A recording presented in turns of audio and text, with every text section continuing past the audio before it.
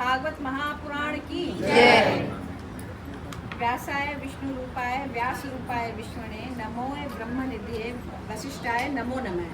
नमस्तु ते व्यास विशाल बुद्धे फुल्लार विंदाय पत्र नेत्र येन त्वया भारतेल पूर्ण प्रजावितो ज्ञानमय प्रदीप।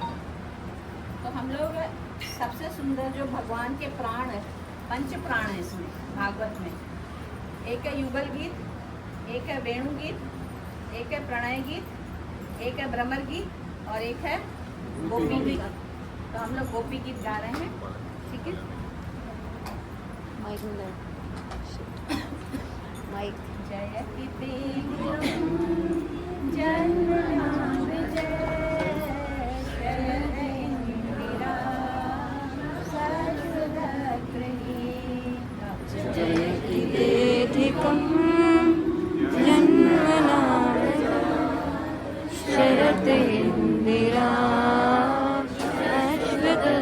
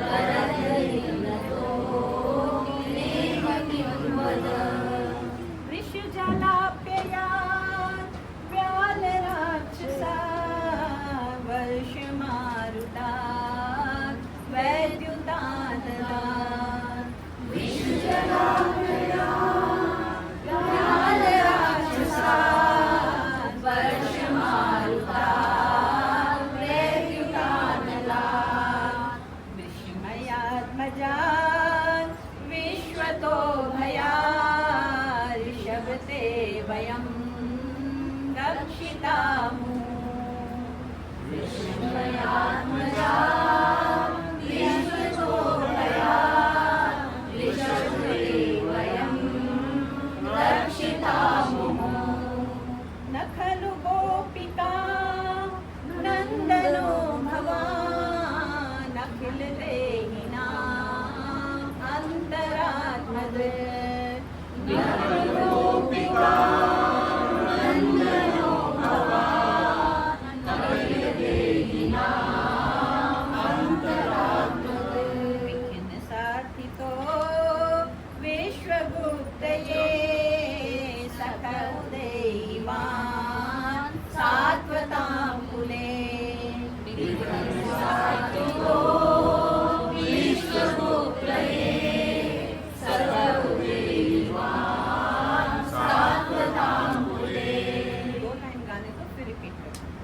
विरचिता भयं वृष्णिधूर्यते चरणनीनां संस्कृते भयात् करसरोरुहं कान्तकामदं शिरसि देहिनां श्रीकरग्रहम्।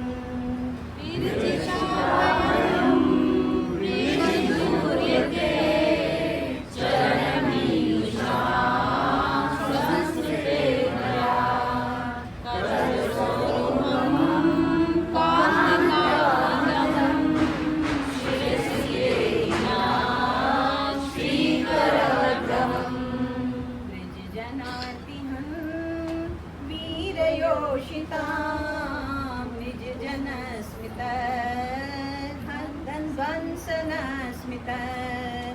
भज सखे भवान् किङ्करीं स्मनो जलरुहादनं चार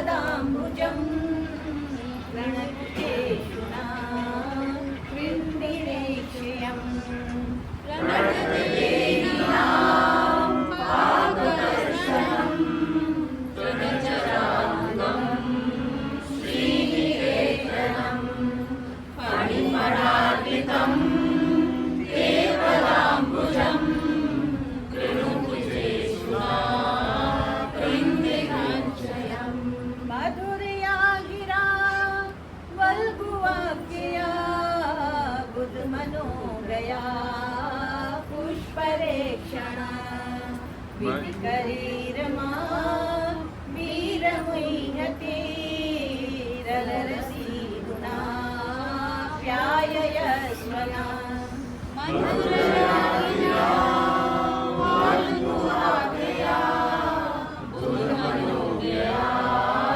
पुष्परेक्षण विकरीरमा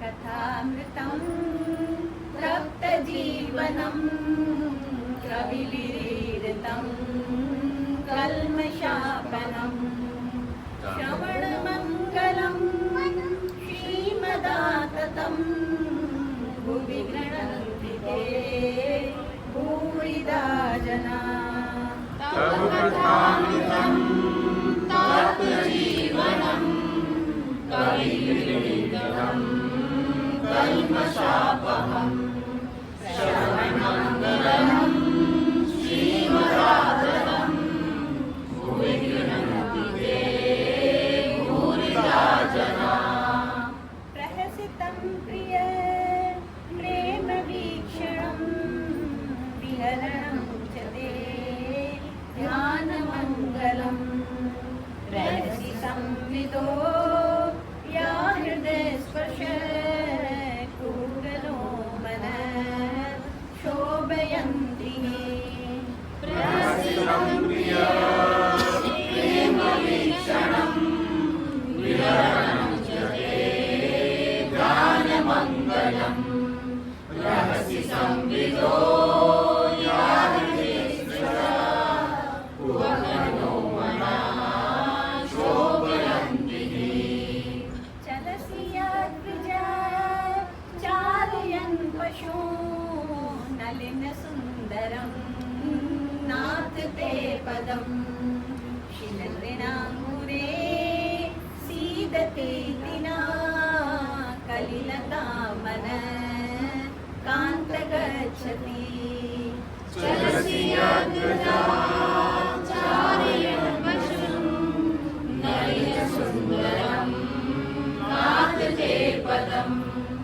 शिलतृणाङ्गुरे सीदते दिना कलिलतामन कान्त गच्छति दिनपरीक्षये नीलकुन्तले वनरुहाननं नेत्रदावृतं घनरज्ज्वलं दर्शयन् मनसि नास्मरं वीरयक्षसि दिनपरीक्षये नीलकुन्तले वनरुहाननं नेत्रदावृतं घनरज्ज्वलं दर्शयन् मनसि नास्मरं वीरयक्षसि प्रणतकामदं पद्मजार्चितं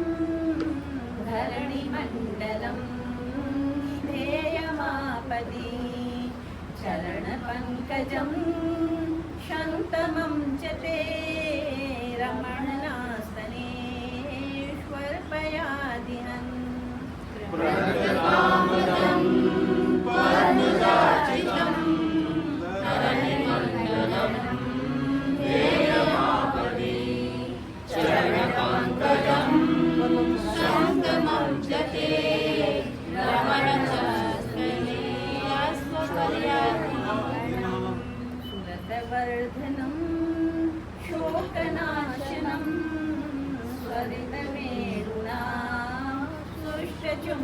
कृतम् इतर रागवे स्मरणं नृणां वितर वीरनास्ते धरात्मकम् सुरतवर्धनं शोकनाशनं स्वर्गवेणुना सुष्ठुचुम्बितम् इतररागस्मरणं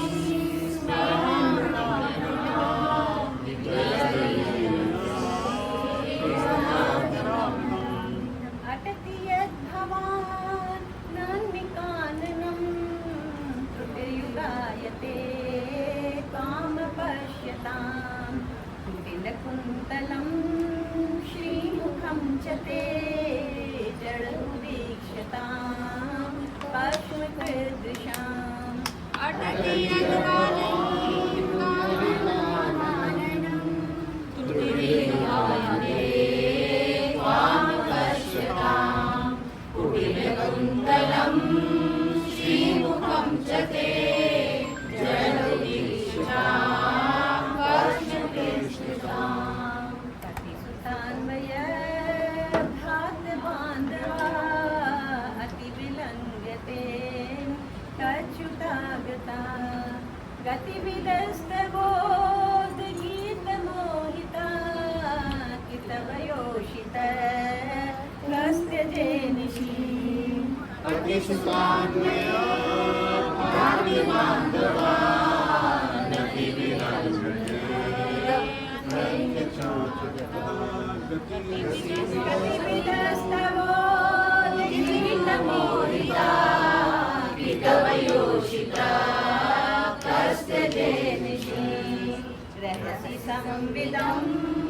प्रेक्षयोदयं रहसि ताननं प्रेमवीक्षणं बृहदर्श्यो वीक्ष्य धाम ते मूर्तिस्रहा मुह्यते मनः रहसि संविदं प्रेक्षयोदयं रहसि ताननं प्रेमवीक्षणं बृहद्रश्रियो वीक्ष्य भावते मूर्तिस्त्रिया मूयते मनः ऋजुवनोकसां व्यक्तिरङ्गते वृजिनमङ्गलं विश्वमङ्गलं त्यजमनाकुचनस्तस्पृहात्मनां स्वजनहन्तृजां यन्निषूदनम्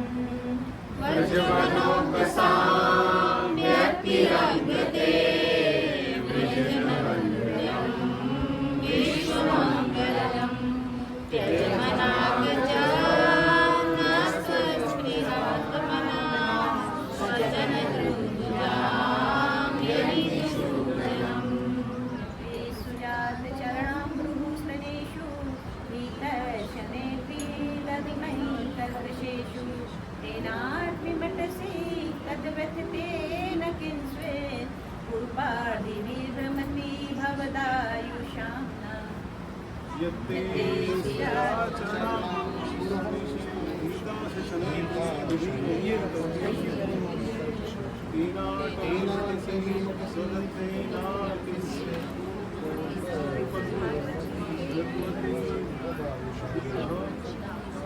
इति गोप्य प्रगायन्त्र्यत्र पन्तश्च चित्रधा सुस्वरं राजन् कृष्णदर्शनलालसा तासां विर्गुच्छोरी स्वयमन्मानमुखाम्बुज पीताम्बरधरस्त्रग्भि साक्षात् मनमथ।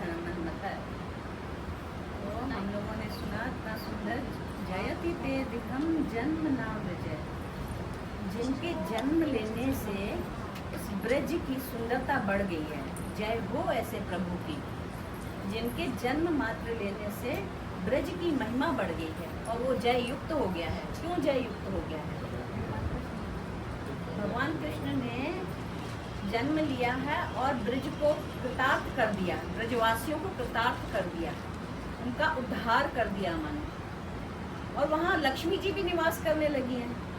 तो लक्ष्मी जी क्यों निवास कर रही है? क्योंकि वहाँ पर धन, गौधन है। जब भगवान जन्म लिए तो तिल के पहाड़ दान किए जा रहे हैं, तो लक्ष्मी तो है वहाँ पर। और लक्ष्मी वहाँ से जाएगी कहाँ? जब भगवान होंगे वहाँ लक्ष्मी उसके पीछे पीछे आएगी। तो वहाँ जन्म लेने से लक्ष्मी जी भी वहाँ निवास करने लगी है। जयति तेदिकम जन्म नाम विजय श्रयत इंदिरा सश्वदत्त ही दैत्य दृश्यताम दीक्षुतावता वैदता सवस। कहाँ से आ गई? वैकुंठ छोड़कर लक्ष्मी जी यहाँ निवास करने लगी है। और तुम्हारी गोपियाँ जिन्होंने तुम्हारे चरणों में अपने प्राण समर्पित कर रहे हैं वह तुम्हें वन वन ढूंढ रही हैं। शरद उदास ये साधु जात सर सरसी जोदर श्री। और कह रहे हैं कि हम तुम्हारी अशुल्क दासिका हैं। आपने तो बहुत पशुओं का वध किया, सबका वध किया, असुरों का वध किया, लेकिन क्या वही वध कहलाता है? नेत्रों से वध करना वध नहीं होता है। आपने तो हमारा नेत्रों से वध कर दिया, अब हम कहाँ जाएं? तो यहाँ पे कह रही हैं कि आपने हमारे कितने विष जलापयाद व्याल राक्षसाद, आपने विष से हमारी रक्षा की, राक्षसों से हमारी रक्षा की, और आपने व्योमासुर आदि अवसरों पर सारे भयों से हमारी रक्षा की है। हे यशोद, तुम केवल यशोदानंदन नहीं हो, तुम केवल शरीर, तुम तो सबके हृदय में रहने वाले साक्षी हो कि प्रत्येक के हृदय में रहकर तुम क्रीड़ा कर रहे हो। आज कौन सा ऐसा है जो भगवान को याद नहीं कर रहा है? क्योंकि आत्मा तो अंदर ही है ना, तो उसका भोजन तो भगवान ही है। भगवान का भोजन ये आत्मा ही है ना। हमारा भजन क्या है? भगवान को प्रसन्न करना, और वो हमारे हृदय में बैठे हुए हैं। तो यहाँ पे कह रहे हैं कि तुमने सबकी आशाओं को पूर्ण किया है, और ब्रह्मा जी की प्रार्थना से विश्व की रक्षा के लिए तुमने यदुवंश में अवतीर्ण हुए हो तुम।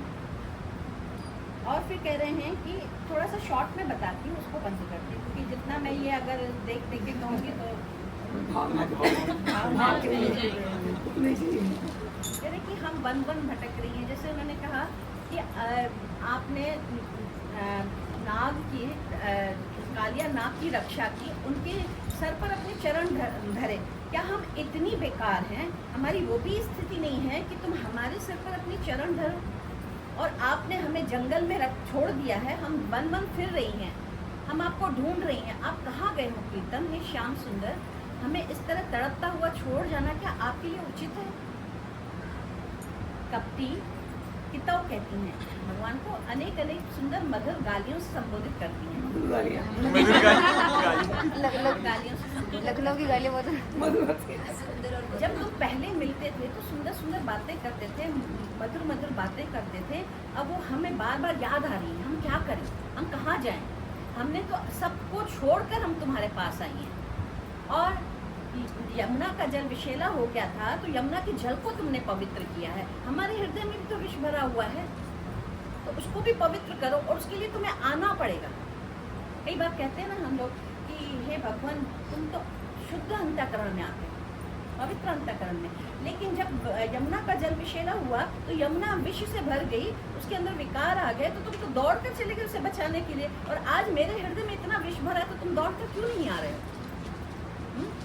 तो वो प्रार्थना कर रही हैं, प्रार्थना के साथ साथ उनको रिझा रही हैं, और उनकी सुंदर सुंदर मनमोहक बातें बता रही हैं। फिर कह रही हैं कि जब आप ब्रिज में चलते हो तो कंकड़ शिल तृणांकुरे सीदती ना, आपके चरण इतने सुंदर, नलिन सुंदरम नाथते पदम। इन सुंदर चरणों को बुलाकर हम किसका स्मरण करें? जब आप ब्रज में चलते हैं, गौचारण करके आते हैं जब, तो कंकर वगैरह आपके पैरों में लग जाते हैं, तो उससे हमारा हृदय बेचैन हो जाता है, हम तड़प उठती हैं। और आप जब दिन परीक्षे नील कुंतले, जब आप दिन के समय वन में जाते हैं और आपकी जब वापस गौधूली के समय वापस आते हैं, तो आपकी नीली नीली अलकें और धूल भरा हुआ चेहरा वो हमको स्मरण आते, बार बार हम स्मरण करते हैं, हम इंतज़ार करते हैं कि कब वो मुखचंद्र हम बार बार देखें। जैसे बरहा पीड़म नटवर वकु कर्ण्यो कर्णिकारम विप्रदवासय कनक कपिशम वैजंती शमालाम रंध्राण वेणु रधुर सुदया पूरेन गोपविंदे वृंदारण्यम सपदरम पाविषाद गीति कीर्ति।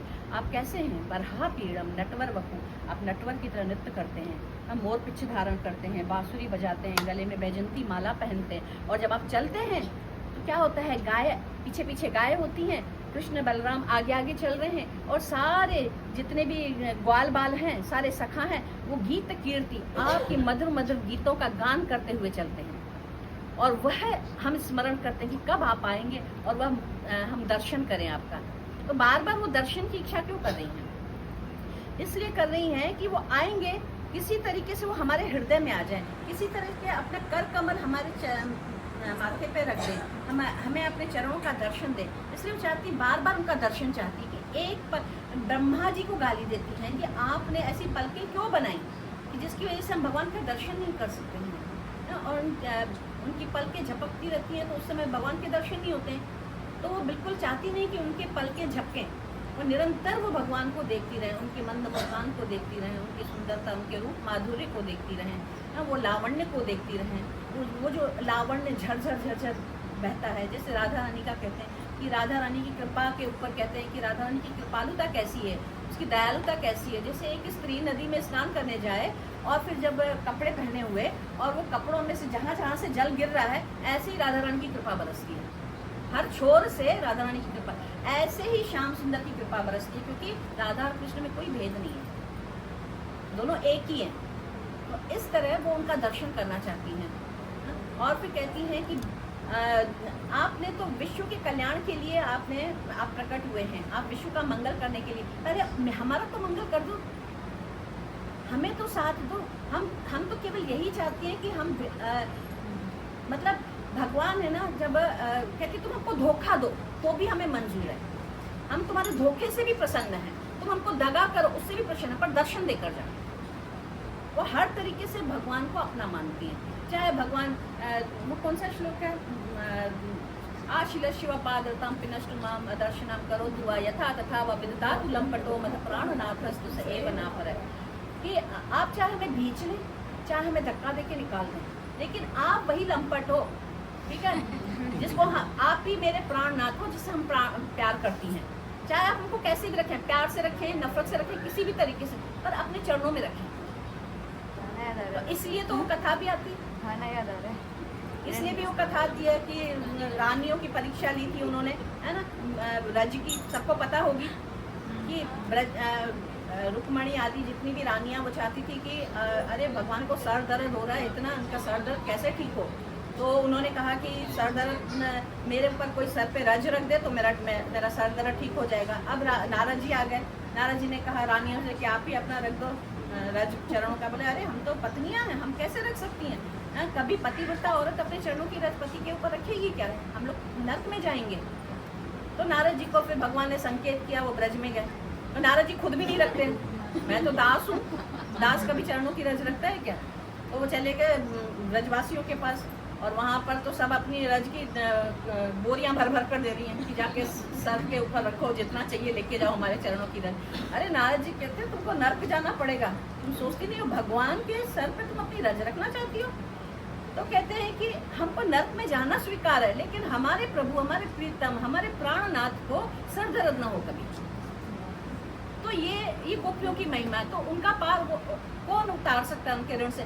खुद भगवान कहते हैं हम तुम्हारे ऋण से नहीं उतर सकती, तुम हम पे ऋण करती रहो, वो ऋण चढ़ता रहे, लेकिन हम उस ऋण को मैं उतारना चाहता भी नहीं हूँ, सदा ये ऋण बढ़ता रहे। क्यों? क्योंकि जो गोपियों का जो प्रेम है वो मादना के भाव के ऊपर है, प्यारी जी का जो प्रेम है। तो भाव ऐसा होता है कि जहाँ भगवान में कहीं ना कहीं ऐश्वर्य होता है, थोड़ा बहुत ऐश्वर्य होता है, क्योंकि उनकी इतनी पत्नियां, लेकिन कृष्ण राधा के लिए तो केवल एक है, तो संपूर्ण जीवन कृष्ण के लिए है, उनका सब कुछ कृष्ण के लिए है। तो उनका प्रेम अधिक है, और भगवान उस प्रेम को पाने के लिए लालायित होते हैं कि नहीं और प्रेम जानूं, मैं प्रेम की महिमा जानूं। बार बार पूछते हैं प्रेम की परिभाषा क्या है प्यारी, इससे भी कोई गहरा प्रेम होता है। हमारे लिए सांसारिक लोगों के लिए प्रेम 2 अक्षर का है, लेकिन गोपियों के लिए प्रेम बहुत बड़ा है, क्योंकि उनकी गहराई में उतरना वही जानती है, हम नहीं जानते, क्योंकि वो उस स्थिति में पहुंच चुकी हैं, अधिरूढ़ भाव में पहुंच चुकी हैं, और कृष्ण केवल महाभाव में स्थित है, और ये हमारी सखी भाव में स्थित है। तो महाभाव में स्थित होने वाले गंभीरा में रो रहे हैं, सर पटक पटक के रो रहे हैं चैतन्य महाप्रभु राधा रानी के प्रेम में। ये जो लिंक है ना सारी, गीत गोविंद गोपी गीत सब एक ही है, प्रेम की परिभाषा है सारी। गीत गोविंद ये तड़प क्यों है राधा रानी को, तो ये प्रेम कौन सा है, ये प्रेम की महिमा मधुरिमा क्या है, प्रेम की मधुरिमा क्या है, इसलिए गोपी गीत गाया जा रहा है, इसलिए गीत गोविंद गाया जा रहा है। क्यों? प्रेम की महिमा ये है कि राधा रानी सर्वस्व निछावर करती रहती है, उसे पता ही नहीं कुछ लेना भी होता है, उसे सदा यह है कि देना ही देना है, देना ही। जहाँ पर इवन मटीरियल लाइफ में भी केवल देने का भाव रहे, केवल देने का भाव रहे और स्वार्थ न रहे, तो आप भी उस लेवल पे जा सकते हैं। लेकिन जहाँ आपके अंदर कामनाएं हैं, स्वार्थ है, वहाँ पर प्रेम तुच्छ हो जाता है। इसलिए वहाँ पर प्रेम ज़्यादा अधिकतर है, क्योंकि वहाँ पर केवल प्रेम ही मात्र एक जीवन है, प्रेम के सिवा कोई जीवन नहीं। और बने भी किससे? उनके अंदर थोड़ी हड्डियाँ मांस ये सब है, मेदू वगैरह जो भी होता है, वो हमारे अंदर इंद्रियाँ वगैरह होती हैं, वो तो सारी इंद्रियों से भगवान को ही पूजती हैं, सारी इंद्रियों से भगवान को प्रेम करती हैं। और उनका शरीर जो बना हुआ आनंद से बना हुआ है, उनके हृदय में आनंद है। ठीक है, तो मादना के भाव ऐसा है कि जहाँ भगवान भी उस प्रेम को पाना चाहते हैं, इसलिए वो समझना चाहते हैं कि प्रेम क्या है। और जब वो गंभीरा में रहते हैं तो सर पटक पटक के रोते हैं, एकदम से तड़प उठते हैं उस प्रेम की मधुरिमा को जानने के लिए कि राधा रानी का प्रेम कब मिले मुझे। इसलिए देही पद पल्लव स्मर गरल खंडनम मम शिरसी मंडनम देही पद पल्लव मुदारम, कि आप अपने चरणों को मेरे सिर पर रख दो। ये भावना होती है कृष्ण की, इतना प्रेम करते हैं भगवान उनसे। तो भगवान का इतना प्रेम है कि गोपियाँ फिर उससे ज़्यादा प्रेम करती हैं, इसलिए ज़्यादा तड़पती हैं। अब जब गोपियाँ सब भगवान छोड़कर रास में चले गए, तो दोनों राधा और कृष्ण दोनों निकल गए रास के बाद, ठीक है। और जब बाहर निकल गए तो जंगल जंगल जाने लगे, तो बड़े बड़े श्रीधर स्वामी और बड़े बंशीलाल जी और उन लोगों का टीका इस तरह से है कि राधा और कृष्ण एक जगह जाकर बैठ गए और राधा ने अपने मन की बात कही कि मैं तुम्हारे साथ आ गई हूँ, तो गोपियों को ये न लगे कि राधा रानी हमसे ज़्यादा है और हमसे कृष्ण इतना प्रेम नहीं करते इसलिए छोड़ के चले गए। इसलिए प्राणनाथ ऐसा करो कि मैं यहाँ पर तुम मुझे कंधे पे उठाना और मैं गिर जाऊँगी, ताकि उनको भी यही लगे। तो ये भाव होता है वहाँ सुख देने का, अपना सुख लेने का नहीं होता है। इससे परिभाषित होता है कि हम राधा रानी सखियों के लिए जीतती है, सखियाँ राधा रानी के लिए जीतती हैं, जिनको अपने सुख का भान नहीं है। तो वहाँ पर राधा रानी उनके कंधे पे चढ़ती हैं और उसके बाद उनकी तो वेणु बुनते हैं, बालों में फूल लगाते हैं, वेणी बुनते हैं, और उसके बाद उनके कंधे पर राधा रानी बैठती हैं, आगे चल के वो गिर जाती हैं। तो कंधे पर जब बैठती हैं तो उनके वज़न बढ़ने की वजह से छाप पैरों की ज़्यादा पड़ती है, तो वहाँ सखियाँ समझती हैं कि यहाँ पर कोई इनके कंधे पे चढ़ा है, क्योंकि 2 ही पैर के निशान हैं। और जैसे ही वो गिरती हैं तो वहाँ पर फिर हल्का हो जाता है, तो वहाँ पे इतने निशान नहीं होते हैं। तो वो समझ जाती हैं कि यहाँ कोई एक साथ में भी थी जो राधा हैं, वो जानती हैं राधा ही हैं। लेकिन राधा जब उनको मिली वहाँ पर तो वो रो रही है, दास्यास्ते गुरु दर्शन, हाँ, कि हे नाथ मैं आपके, हाँ, हे नाथ रमण प्रेष्ठ क्वासी क्वासी महाभुज दास्यास्ते कृपया मैं सन्निधिम दर्शन करूं। तो हे प्राणनाथ क्वासी क्वासी महाभुज, हे प्राणनाथ, हे प्यारे, मैं आपके दर्शनों के लिए विरह व्याकुलता से पीड़ित हो रही हूँ, आप मुझे दर्शन दें, शीघ्र दर्शन दें। इस तरह वो रो रही हैं और उतने में सखियाँ आती हैं और कहती हैं कि अच्छा तुम्हें भी छोड़कर चले गए। तब वो उनको लगता है कि अच्छा राधा को भी छोड़कर चले गए हैं क्या, केवल हमें छोड़कर नहीं गए हैं। तो ये भाव भी राधा रानी ने डाला इनके मन में। तो ये इनका ऐसा प्रेम है कि सदा ही प्रेम में सरोबार रहते हैं। कहती हैं कि हमने पति सुतान्वय भ्रात बांधवा सबका त्याग करके हम तुम्हारी शरण में आई हैं, फिर भी आप हमको अकेले छोड़कर चले गए, हम कहाँ जाएं। तो ये त्याग जो होता है ना, ये समर्पण और त्याग के बाद ही प्रेम की पराकाष्ठा होती है। जब तक ये त्याग और समर्पण हमारे जीवन में नहीं होगा, हमारे अंदर वो प्रेम स्फुटित नहीं होगा।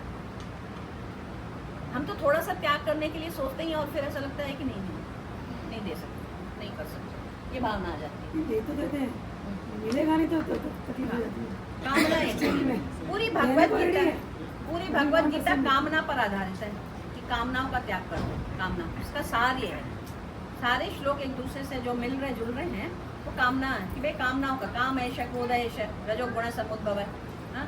काम को छोड़ दो, काम होगा तो क्रोध होगा नहीं मिलने पर, है ना, और क्रोध होगा तो फिर आपकी बुद्धि का नाश होगा लास्ट में जाके। तो इस तरीके से अगर कामनाएं हमारे अंदर ना हो, स्वार्थ हमारे अंदर ना हो, चाहे हम अपने फैमिली लाइफ में भी रहते हैं, तो एक्चुअली हम ये कथाएं क्यों सुनते हैं कि हम अपने जीवन में क्या उतारते हैं। तो जीवन में यही उतारना है कि हम जिनके भी साथ परिवार में रहते हैं उनके साथ प्रेम के साथ रहें और उनको दें, लेना, उनको जितना हो सकता है सुख दें, लेने की इच्छा ना करें, तो अपने आप आपके हृदय में वो प्रेम जागृत होगा। जहाँ लेने की इच्छा होगी वहाँ पर प्रेम कभी नहीं आएगा। प्रेम केवल त्याग मांगता है, इसलिए त्याग ही जीवन है। और जिन्होंने भी त्याग किया है, चाहे दधीची ऋषि का आपने वर्णन सुना, उन्होंने अपनी हड्डियों का त्याग कर दिया है ना, तो परमार्थ के लिए किया। शंकर जी ने किया, शिवी महाराज ने किया, कबूतर का वजन लेकर अपने शरीर का टुकड़ा टुकड़ा करते, त्याग किया। त्याग से ही आप पंचम पुरुषार्थ को तक पहुंच सकते हैं। पंचम पुरुषार्थ क्या है? प्रेम। तो प्रेम की पहचान ही त्याग है, शरणागति। शरणागत हो जाओ। जिस एक के प्रति आपने मान लिया कि इससे मुझे कुछ प्राप्त हो गया, तो पूरी तरह से शरणागत हो, आधे इधर आधे उधर मत हो, शरणागत हो जाओ। फिर सोचो नहीं, अबोध बालक बन जाओ। अबोध बालक कैसा होता है? इससे कुछ पता नहीं होता है, हम गुरु के शरणागत हो गए, बस अभी हमको कुछ जैसे नचाएंगे वैसे नाचेंगे, चाहे प्राप्ति हो ना हो, ठीक है ना। वो अबोध बालक की तरह शरणागत हो जाओ। इसी में ही भक्ति है। जहाँ पर तू मैं है, जहाँ पर तर्क वितर्क है, वहाँ शरणागति नहीं है। जहाँ मैं क्यों करूँ, ऐसा क्यों करूँ, ये बोझ लगता है, ये क्यों, जहाँ क्यों आ गया, जहाँ परंतु आ गया, किंतु आ गया, वहाँ फिर भक्ति बाधित हो जाती है। वहाँ गुरु का तत्व समझ में नहीं आएगा। इसलिए एक होकर रहो। कहते ना कि आप एक भगवान को भजो, एक मंत्र करो, एक गुरु करो, ज्यादा भटको मत। जितना ज्यादा भटकेंगे उतना ही आप प्राप्त नहीं कर सकेंगे, क्योंकि इधर का भी चाहिए, इधर का भी चाहिए, वो सब गोलमाल हो जाएगा, ठीक है। इसलिए एक जगह, एक मंत्र, एक गुरु, एक साधना, उस पर स्थिर हो जाए। मालिक उससे पहले वो वहाँ रह गया था ना, दधीची कुंड में माँ बता रही थी राधा रानी, हाँ वो वाला कंप्लीट करना पहले। रुद्रावर्त के लिए रुद्रावर्त जाना रुद्रावर्त के लिए लेट है। हो रहा हाँ है। रुद्रावर्त के लिए लेट हो रहा है। एक जयकारा लगाओ, चलते वो हैं। में बह गया। गलती हो गई बोलने में। बोलो जय श्री कृष्णा, जय श्री कृष्णा, राधे वृंदावन धाम की जय, रामाई की काली के भी बोल लो, काली के भी बोल लो, गुस्सा हो जाती है। उधर गाते हैं। ब्रजवासिन की काली के जय बोलो, बहुत गुस्सा हो जाती है। जयकारा शेरा वाली दी, बहुत ओ सारी की जय।